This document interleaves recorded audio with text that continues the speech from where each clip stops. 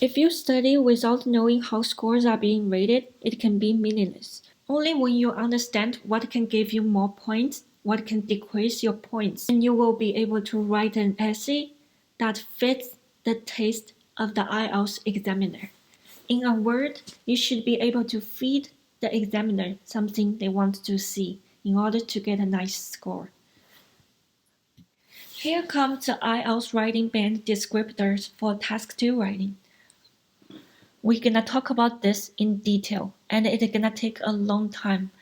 So if you want to take a break, now will be a good time. You can pause the video and take a short break. Otherwise, we're gonna keep moving. As you can see from this chart, there are 4 things that determines your IELTS writing score. The first thing is called task achievement. The second thing is called coherence and cohesion. The third one is lexical resource, which is also the vocabulary. And last one, grammatical range and accuracy. You might wonder what exactly are those things. As a matter of fact, they are actually using the 4 things to assess 2 of your abilities. The first one is your thinking skills. This skill is reflected in the task achievement and coherence and cohesion you did in your essay. The second skill they are assessing is your language skills. This one is more related to lexical resource, which we also call it vocabulary, or grammatical range and accuracy. Now you understand there are 4 criteria the examiner used to rate your band score. Let's take a look at the 4 criteria one by one. The first is task achievement. We also call it task response. So task response is the most basic step. It is an assessment of whether you have fully answered the question. Many people might think it is a very easy step, but in the fact, there are around 15 to 20% of students who didn't fully answer their questions. Sometimes when they're writing, they forgot the purpose of their writing and they started to write off the topic. And there are other times, some students, they just understand the question a little bit not that right.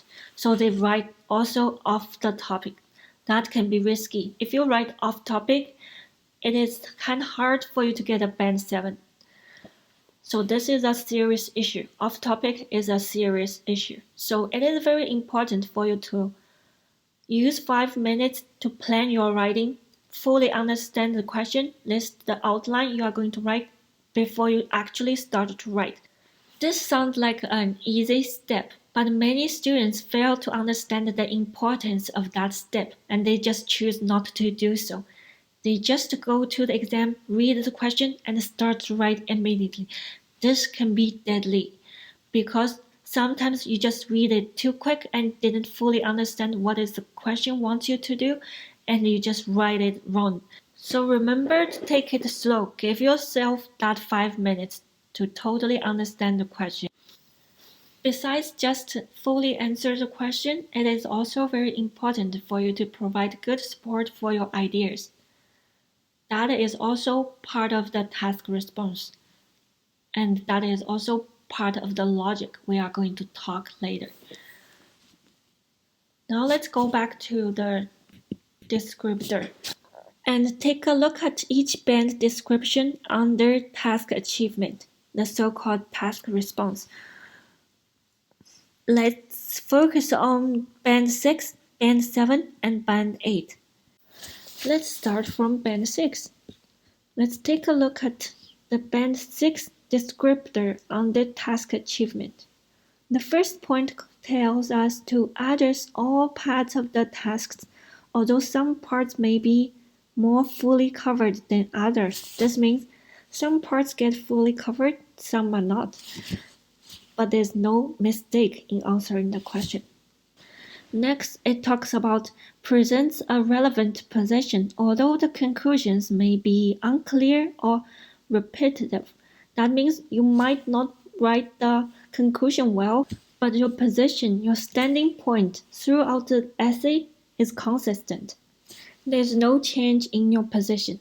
I'm saying this because there are students who actually changed their position within their essay. They keep writing and then suddenly forgot what his position is. He started to write in a different angle, or sometimes they completely change it. It is possible, so just be careful. And the third one is presents relevant main ideas, but some may be inadequately developed or unclear. This means the main ideas you presented in your essay should be related to your standing point, even though you might not talk about them that clearly.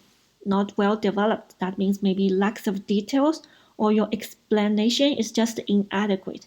It's not fully explaining what your main ideas are.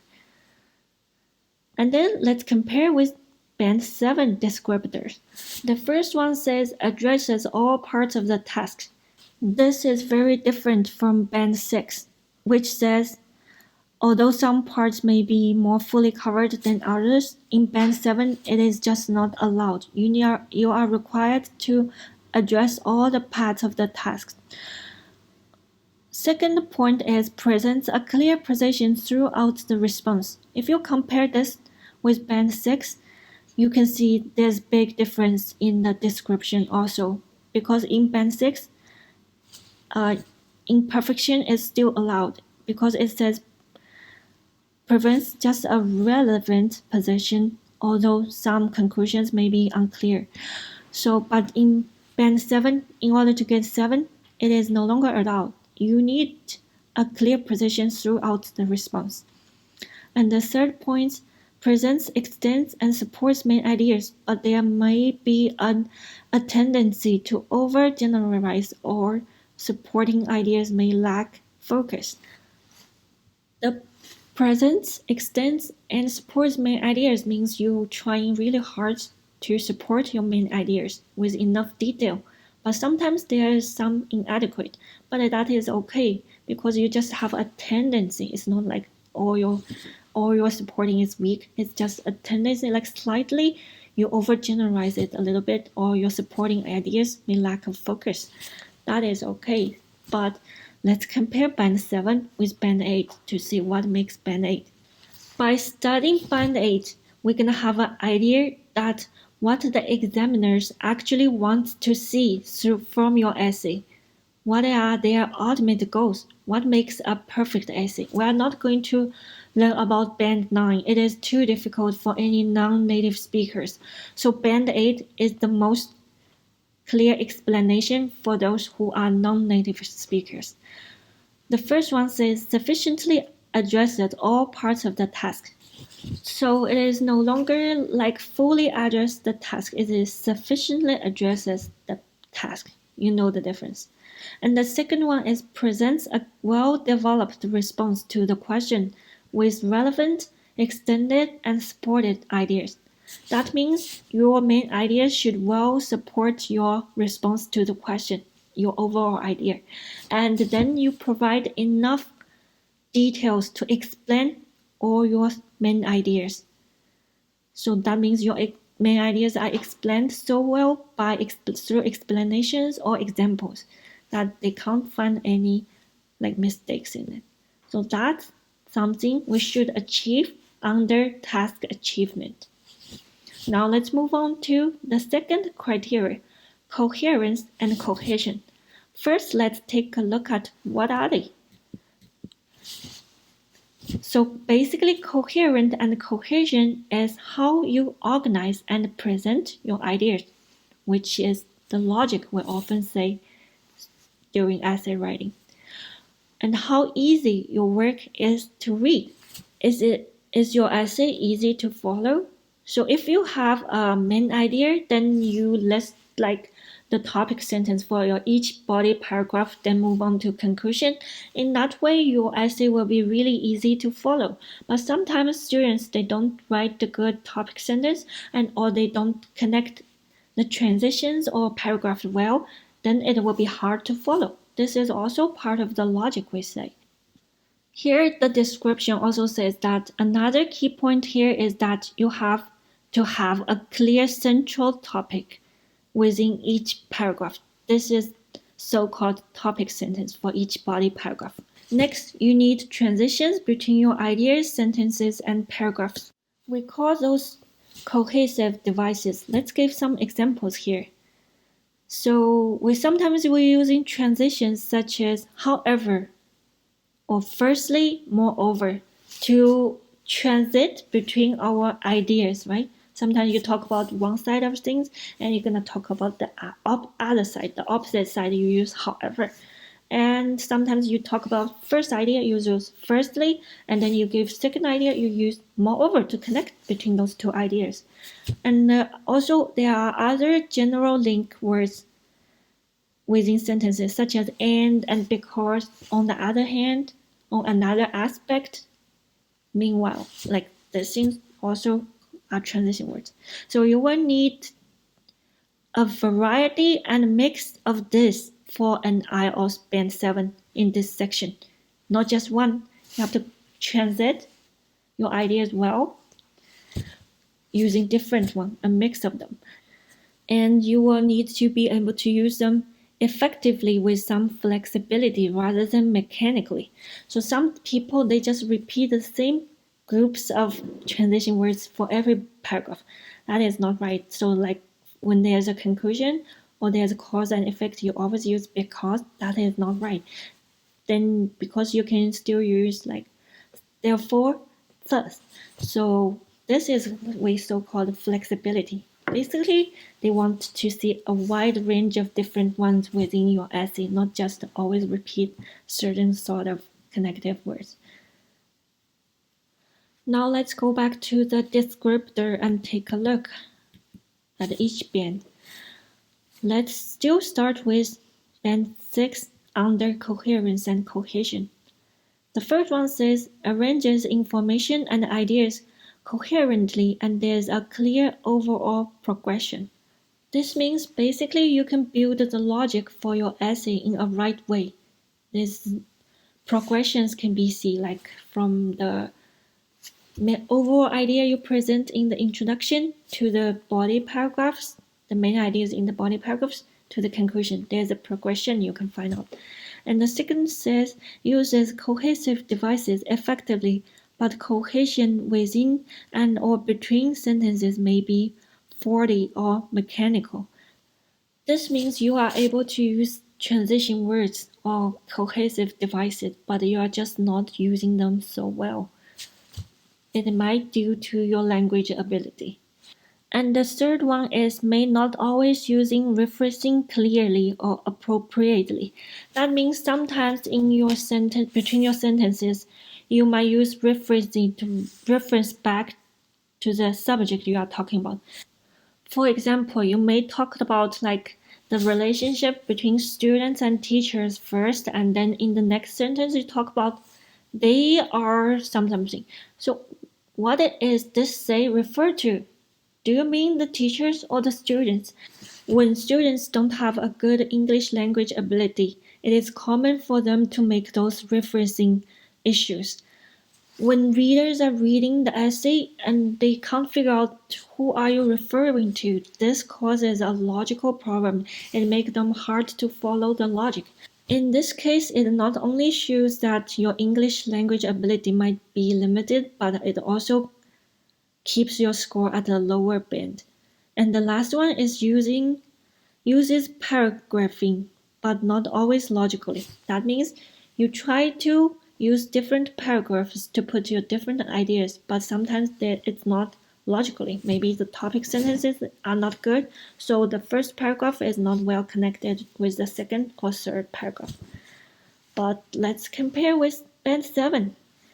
The first one says logically organizes information and ideas, and there's clear progression throughout.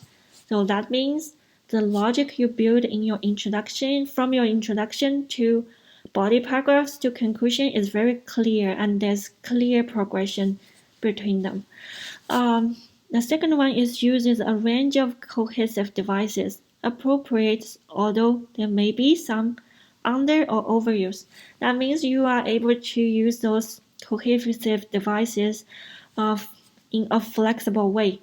You know a lot and you can use them flexibly, but sometimes you can overuse or underuse some.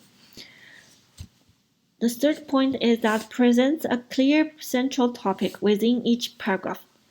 So when you have a good or clear topic sentence in each paragraph, that makes your essay logic easy to follow. Thus, a good topic sentence is always a must. Let's compare this with Band 8. In Band 8, it says sequences information and ideas. That means your information and ideas are listed in a sequence, which is logically listed. And it is also said later. The second one is called logically. So everything in your essay is logically, from the beginning to the end. And the third one manages all aspects of cohesion well. That means you are able to use cohesion devices to connect sentences in between paragraphs so well. And the last one uses paragraphing sufficiently and appropriately. That means the paragraphs in your essay are well designed. So you are not making some paragraph by your purpose. So you just connect the paragraphs naturally, and each paragraph has its meaning to be there. So that is spanning. The third criteria is called lexical resource. This one is easier to understand because this basically means the vocabulary. Let's take a look at this criteria. So as I said, your lexical resource is basically your vocabulary. In the essay, in order to get a higher score, you should be able to use a wide range of vocabulary and also use advanced vocabulary. Instead of like just saying good, you can say fabulous, wonderful. That shows you are able to use advanced language. You will also need to show that you know some less common words. Yeah, so less common words basically means you know some words that is less common but can well describe the thing you want to say. For example, when you talk about the harmful side of fast food, instead of talk about just like how fast food has too much like sugar or something in it, you can say fast food contains a lot of the cholesterol. That is not common. Not everyone knows that. And also you can say fast food can also cause cardiac problems instead of saying fast food can cause heart problems. Cardiac is a more a medical term than heart. By showing this, you are basically telling the examiner that you know less common words and you know how to use them precisely. These are the things they want to see.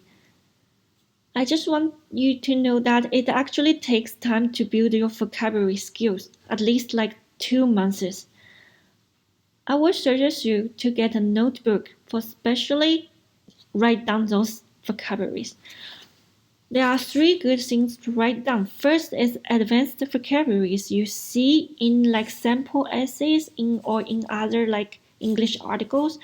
And the second one is the advanced vocabularies, especially those less common ones about the topics. You can find them like when reading newspapers, like when reading news about pollution, you sure can see a lot of the advanced, especially less common words to describe those like pollution issues, pollution like ways to deal with the pollution, right? So you just write them down topic by topic. And the third thing you should write down is those words that can replace those common English words we use often, such as good.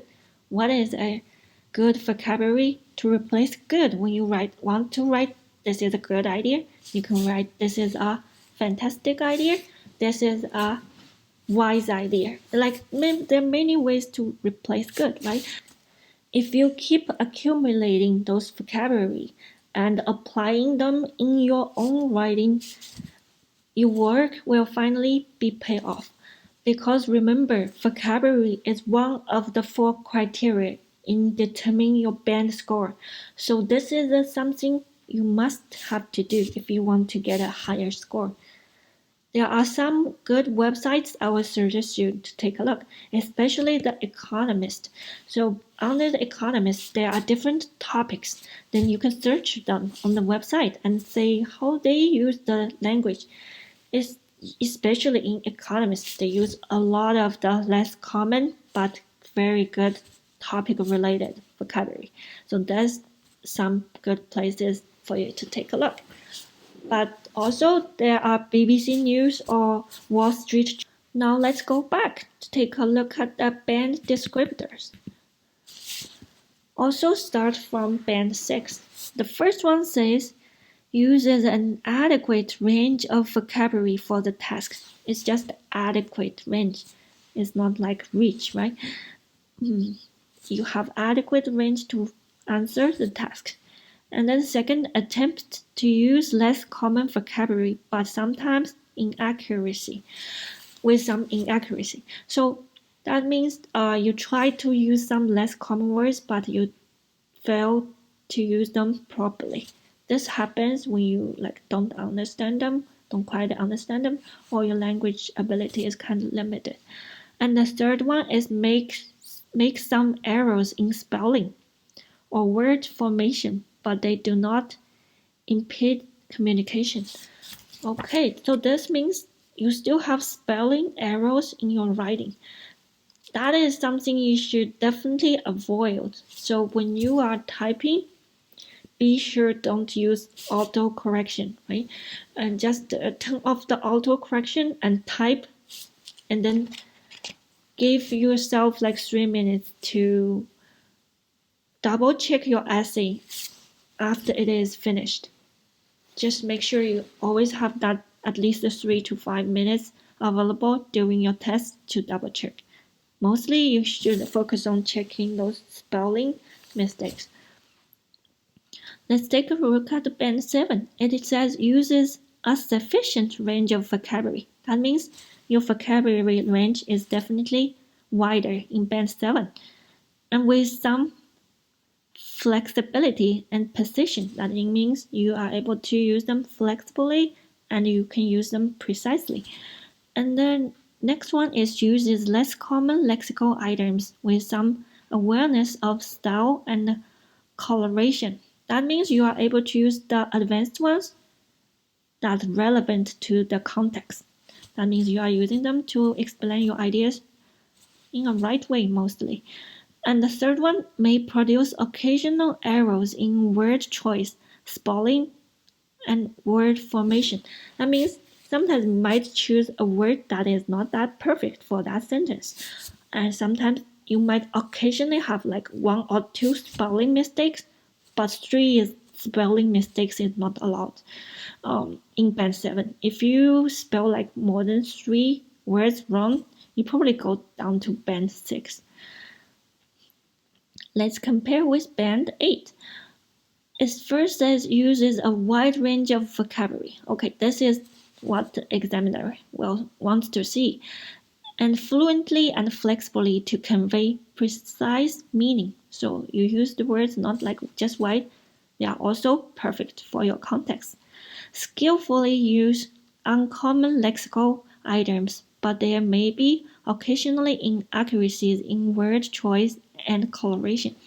That means you are very skillful in using those uncommon words, but sometimes you made a slight mistake or your word is not that good for that sentence, but it's still okay. And the next one is produces rare errors in spelling and or word formation. That means you are able to spell the words mostly correctly. Like just one mistake is allowed in band 8. Now we should move on to the last criteria, which is grammatical range and accuracy. This one should be easy to understand. This is basically means grammar. Let's take a look. So what they want to see under this criteria. First, they want to see that you know how to use a wide range of sentence structures. That means they want you to have a diverse sentence structures. And second, have a high level of accuracy. So that means the grammar in your essay should be accurately. Just having a few complex sentences with words such as because, if, and although may not be enough. You will need to have an awareness of some more complex structures such as clauses. So that is a good idea also to write down some good sentence structures you saw or you read from like news or like some sample essays on your notebook. It also takes time to build. To get a band 7, you will need to have frequent error-free sentences and excellent mix of sentence structures. I think this should be easily to be understood by you. Like if you have no error in your sentences and you can use a wide mixed range of sentence structures, you're sure gonna get higher score. Let's go back to the band descriptor. Start from band 6. Band 6 uses a mix of simple and complex sentence forms. Okay, that is good. You can use simple one and complex one. And make some errors in grammar and punctuation, but they rarely reduce communication. So that means you still make errors in your grammar, but even though you make those mistakes, it not prohibits readers from understanding what you are trying to say or not find it difficult to follow. But if your errors make people really hard to follow your essay should go down to band 5. Let's take a look at band 7. It says uses a variety of complex structures. So it's not like a mix of simple and complex. It has a more focus, obviously, on complex ones. And second, it says produces frequent error-free sentences. This is understandable. It's not like band 6. They want you to be error-free. Not band 6. It still allows some mistakes. And the third one has good control of grammar and punctuation, but may make a few errors. Like just one error is okay. The third one says makes only very occasional errors or inappropriations. That means like when you spelling or choose the word formation, you might use it wrong like for 1 or 2 times. That is okay for band 8. Now basically we have finished the band descriptors for task 2. Let's keep moving on. So after you understand how the examiners are rating your score, it is very important for you to think about what is your current level and compare your current level, current band with the band you want to get. Identifying your weakness and work hard on those areas.